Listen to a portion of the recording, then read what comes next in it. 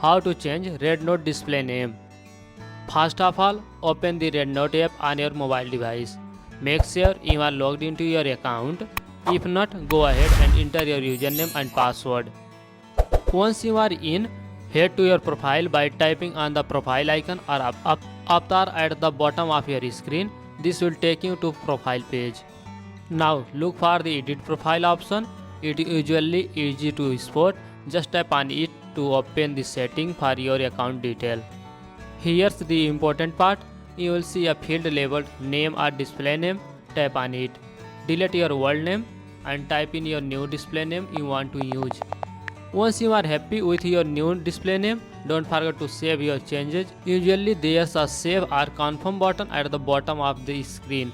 Tap that and you are all set. Now head back to your profile to make sure your new display name is updated, and that's it. Your RedNote account is good to go with your new identity. See, it's that simple. If you found this video helpful, please give it a thumbs up, subscribe to our channel for more tech tutorials. Thanks for watching and I will see you in the next video.